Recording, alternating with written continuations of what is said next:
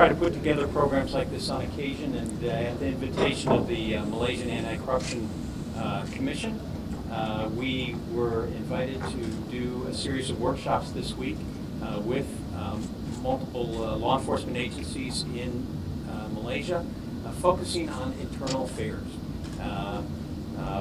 Police agencies dealing with corruption from within their own agencies. And so we've done we've done 2 workshops this week. One that was with multiple agencies: Royal Malaysian Police, Royal Malaysian Customs, the Malaysian Anti-Corruption Commission, and others involved in internal affairs type work. And we brought in 3 experts to deal with these issues. Peter Ainsworth is a senior prosecutor from our Department of Justice and our Public Integrity section. And so his job is to deal with public corruption of all types across the board in terms of agencies, not just police agencies, although he has prosecuted a number of both federal and local police agencies. He's prosecuted DEA agents on the federal side. He's prosecuted local police on the local side. And then Chief Charles Campisi, who is, of course, the former head of the NYPD Internal Affairs Bureau, and you've already heard his credentials explained before. But we also brought 2 senior agents from the Drug Enforcement Administration who work for the Office of Professional Responsibility. And so part of the dialogue this week has been talking not just about what New York did to clean up its police department, not only what our Department of Justice does to prosecute police officers, but also what the Drug Enforcement Agency Administration in the United States does to put good policies and procedures in place to minimize the opportunity for corruption. And so the Office of Professional Responsibility within the DEA has very strict policies and procedures in terms of how drugs are handled, how money is handled, to just minimize opportunities and temptations for police officers to engage in this conduct. So that generally is what we've been doing. We had 2 workshops this week, and then yesterday we also spoke to the police college, the R&P Police College in Cheras, and spoke to senior officers there about this topic. Well, let me turn it over to our U.S. experts in terms of, I'll let them explain what kind of response we had. But there's been senior officers from each of the agencies, very senior officers, the head of internal affairs at various law enforcement agencies. So we had a good response in terms of the rank of people that participated in the meetings, and I'll let these guys explain how the workshop was received. Sure. My impression was that everyone, it was quite a business-like group, and everyone focused on, not on the philosophical, I will say, that focused on the practical side of how we can enhance the tools that are used to fight corruption, and to perhaps consider some new techniques, some new ideas, and that's what the spirit of these types of gatherings are. Our goals are the same in our various countries in the law enforcement community. Question is, how do we reach those goals? And so it was a very business-like discussion about that, talking about some of the techniques that we've employed and talking about the Malaysian experience as well.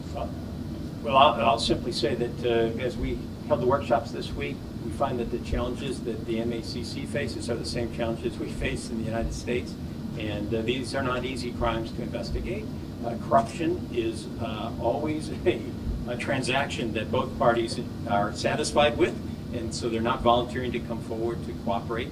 And so this week has been all about just internationally what are becoming recognized as best practices to tackle corruption. And so we've been focusing on of those tools that are available. And Peter sits on the board of the IAACA, International Association of Anti-Corruption Enforcement Authorities. And what are some of the tools that are being used worldwide, not just the U.S. We're not at all proposing U.S. solutions, because you can look at U.S. news web pages today, and you'll see that there's corruption still occurring in our police departments.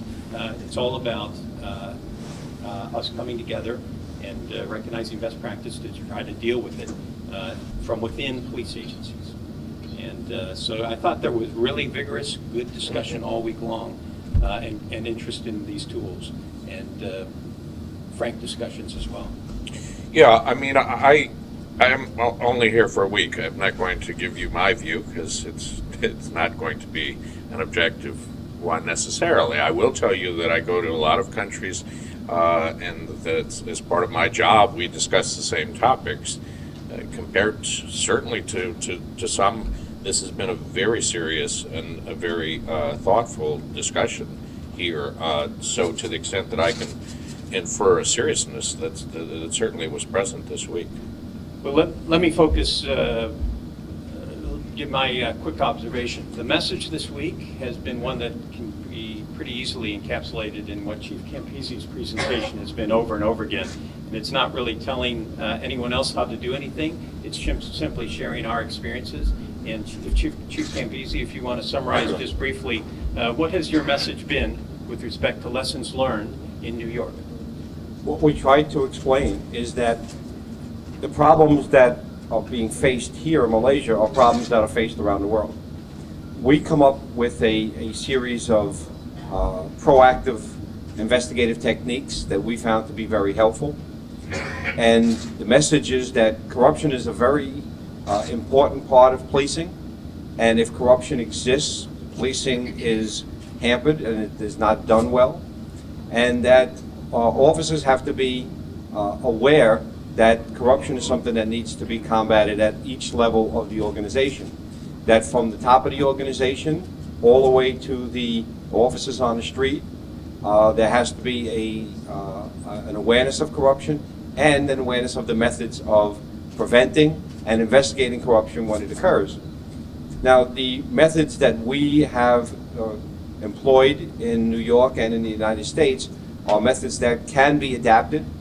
And I was very encouraged by the questions that I received from the people, both in the forums and after the forum, asking about details and asking about ways that they can adapt these to Malaysian law and Malaysian practices.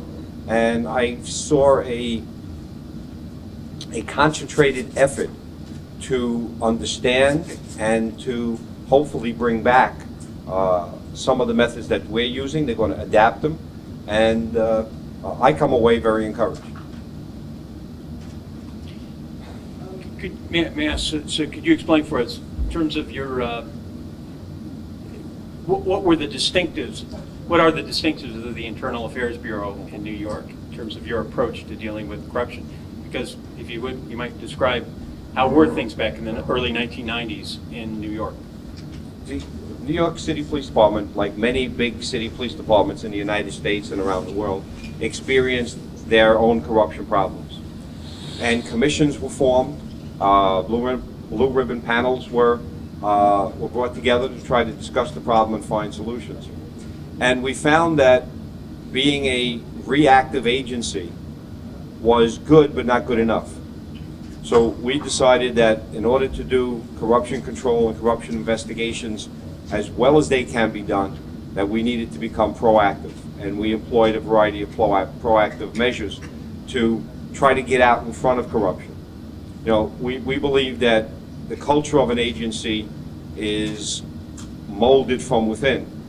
And if the internal part of the agency wants to change and wants to change their culture, they're in the best position to do it. Sometimes they need help, sometimes they need encouragement. But if they have the determination, and the determination from the top, they can do it. Now, you can't expect this to change overnight, because social science research tells us that cultures and organizations can take as much as 5 years before they change. But if there is a willingness to change, if there is a commitment to change, then departments can do it. They need to start and work hard from within. It's something that is best succeeded if they have full commitment from the top and they work hard. But it also helps to have encouragement and to have some outside oversight, just to help and make sure that they're doing it the correct way. again, we're here for a very short period of time, and in our conversations, there is certainly a dedication to fight corruption. Again, it's a process, and that process can be as quick or as slow as the commitment from the people who are inside and outside of the agency. You know, I think one of the points that have been made very, that have been a big part of the presentations this week is that whether it's an Internal Affairs Bureau, whether it's an Office of Professional Responsibility, an entity within the law enforcement agency needs to be proactive and not just reactive to corruption. And that's been kind of the recurring theme this week, is to be proactive. And there's a number of ways that the NYPD has done it, a number of ways that our Federal Drug Enforcement Administration has done it. But that's been kind of a recurring theme. We're not, you know, I mean, I think, again, these guys are just here for a few days, and they're just sharing their perspective. Well, we haven't done an analysis, a complete in-depth analysis of each of the agencies. What we've done is we've heard some of their concerns and some of their issues, and we've presented what we believe to be the ways that we have combated corruption. So our purpose here in this short period of time is to exchange ideas, to open dialogue, to start discussions, to get people thinking about alternative ways to combating corruption. So you have to understand that these are actually, they're law enforcement terms that have meanings. It's not just a philosophical discussion. Reactive means that you sit in your office and you wait for complaints, and then you go and you investigate the historical incidents that is being reported to you, as opposed to proactive, which is going out and finding the crime and collecting the evidence as the crime occurs at times. Beyond that, you can use your imagination about what the techniques are and what have you. Well, you're right in the aspect that, you know, we in New York City, we try to use every resource available. We encourage the public to be involved. We attend public meetings. We explain to them the rules and procedures. They understand what should be expected. We let them know the ways they could report corruption. We make it as easy as possible for them to report corruption.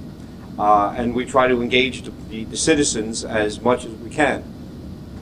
Again, being here only a week, I can't tell you how well that the Malaysian police are using social media or how they're engaging public. That was not our purpose to do that in-depth analysis. Well, the New York City Police Department has almost 50,000 employees, and our Internal Affairs Bureau at current is about 750 people. That's a round figure. And what we believe is a good rule of thumb is you need about 1.5% of your resources dedicated to integrity and discipline and administrative procedures and fighting corruption. Well, the biggest fight is to, we put a new agency together, the Internal Affairs Bureau. And when you're putting a new agency in place, you're fighting some of the people who like the old agency, and you're trying to establish new policies and procedures. And in the initial stages, it's the same thing with any organization. It's staffing. You need to put the most qualified, the most talented people in place. You have to secure, you have to plan correctly. You have to secure budgeting and funding. So, you know, I guess the biggest thing is your staff. You have to put people in place that are committed and will serve you best and have the most talents and abilities. The New York City Police Department is dedicated to helping and working with other law enforcement agencies throughout the world. We believe that by sharing information and sharing resources that we all can accomplish our mission the best.